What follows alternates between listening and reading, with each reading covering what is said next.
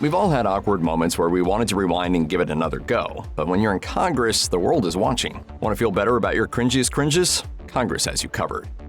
When Democrat Nancy Pelosi welcomed Ohio Republican John Boehner as Speaker of the House in 2015, she lauded him, saying, "A man of abiding faith, great heart, and deep dedication, John Boehner is truly a gentleman from Ohio." After handing over the comically large gavel, Boehner planted a big old kiss on Pelosi's cheek. But really, that was only because she turned her face away at the last second. Weird?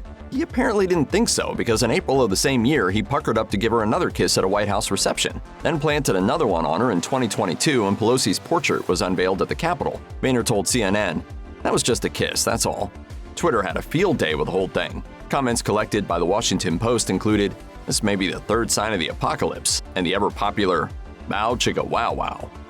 When 81-year-old Missouri Representative Ike Skelton died in 2013, he'd been in Congress for more than 3 decades. Skelton was well known for his support of the military, gun rights, and national defense, which made one 2009 moment even more uncomfortable. Skelton was chairman of the Armed Services Committee when he got into a debate over whether hate crimes against LGBTQ+ people should be included in federal defense policy bills. Things got heated, and when Skelton finished the series of comments directed toward fellow Missouri Congressman Todd Akin, he paused and, quietly yet deliberately, declared, "So stick it up your ass." Yikes, what's the proper response here? Does he want to throw down? What's he going to do if someone does what they probably really want to do, which was to laugh? Skelton's comments didn't go unnoticed. The remark wasn't included in the official record. Marjorie Taylor Greene is one of the loudest voices in Congress, for better and oftentimes for worse. And Greene's congressional colleagues have had a lot to say about her methods, particularly her penchant for brandishing pornographic images on the floor. The members are reminded to abide by decorum of the House.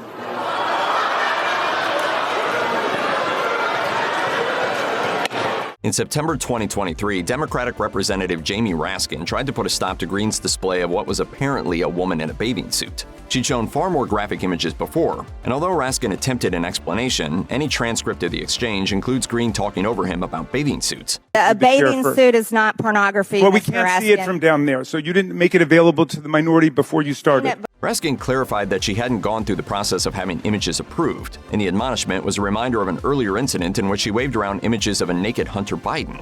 It was also worth noting that this earlier demonstration, which came with no evidence to back up claims of criminal activity, was widely denounced by fellow Congress members. Raskin submitted a formal letter to Chairman James Comer, saying Greene's actions were, quote, "for purely voyeuristic, sensationalistic, and sadistic purposes," adding that it was, quote, "the level of a 1970s-era dime store peep show."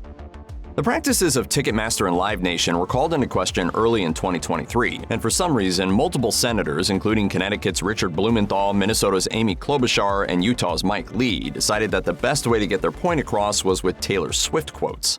"We know all too well. It's a nightmare dressed like a daydream. She's cheer captain, and I'm on the bleachers." Ticketmaster ought to look in the mirror and say, "I'm the problem. It's me." Former CNN anchor Don Lemon called it cringe, while the Los Angeles Times reprinted all the quotes along with an apology and an explanation, writing, "Because we heard them, so now you have to hear them too."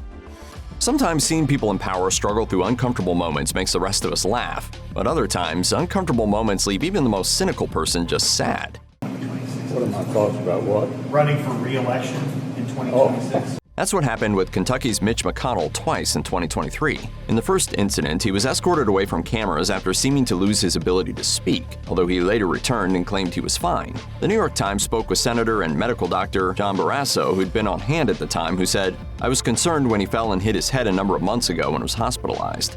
A second incident occurred in August, when after being asked about his plans to run for re-election, an aide had to step in to ask for the question to be repeated, then stand beside him until the episode apparently passed. In October, McConnell appeared on Face the Nation where, after saying that he was fine, he refused to answer further questions about his health.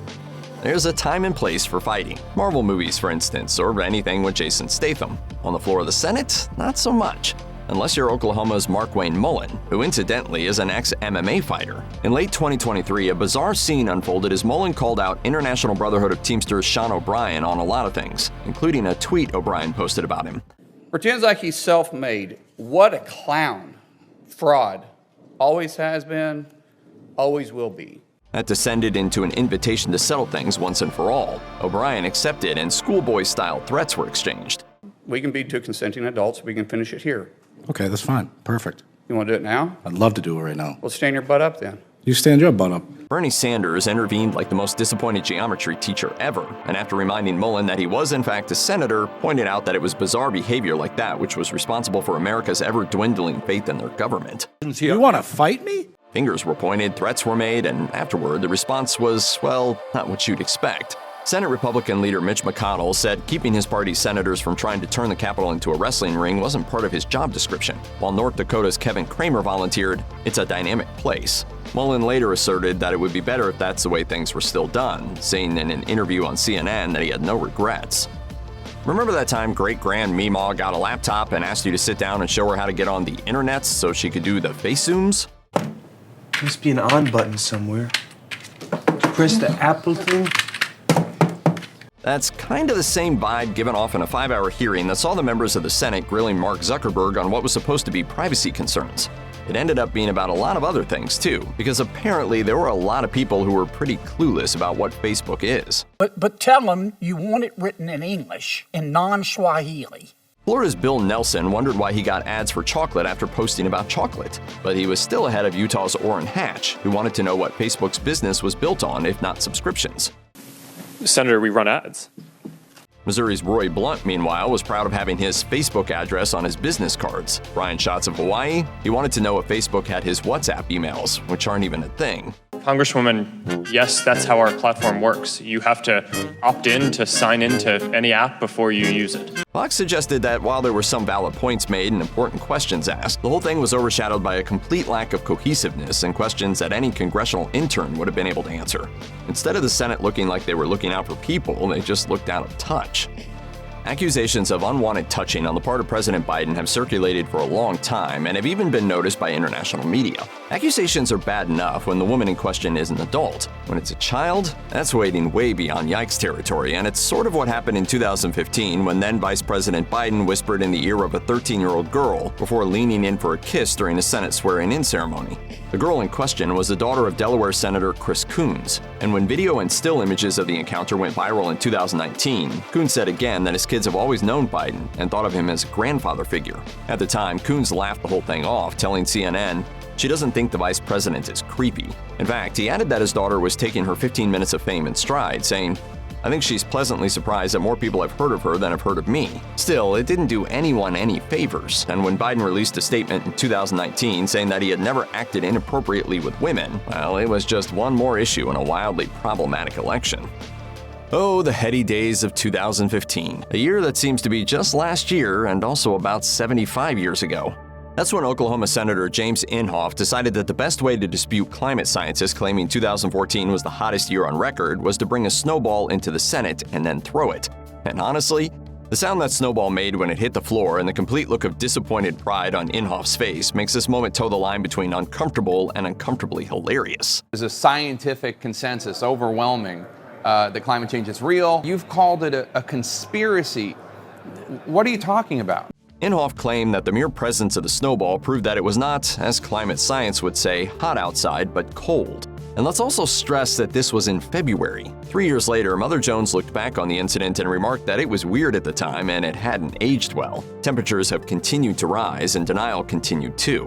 Snowballs, after all, continue to exist, at least sometimes.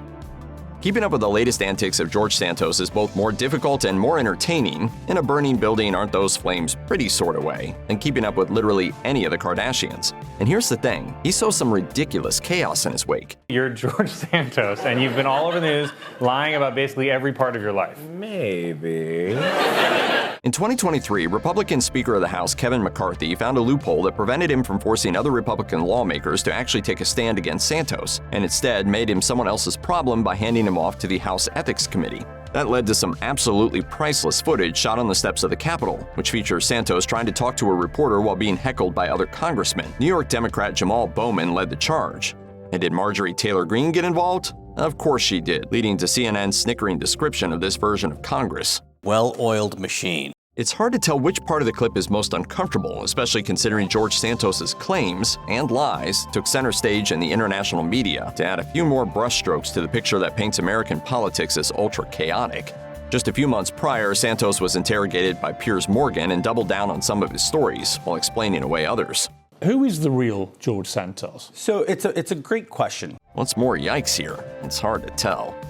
Obamacare was one of the hot-button topics back in 2013, but it's entirely possible that more people are familiar with Ted Cruz's 21-hour marathon speech than they are with the actual contents of the ACA. I'll confess, I really do feel embarrassed by that. Outtakes from the speech famously include thoughts on the importance of a good pair of shoes and, most memorably, a reading of Dr. Seuss's Green Eggs and Ham. The idea was that it was a bedtime story for his daughters, but let's talk about why that was a weird choice, with help from New York Senator Chuck Schumer. Schumer explained at a conference following the stunt that there was something deeply flawed about the whole thing, telling NBC News, "I don't know if he read it, because Green Eggs and Ham has a moral. Don't criticize something, don't reject something until you actually try it." You don't like green eggs and ham?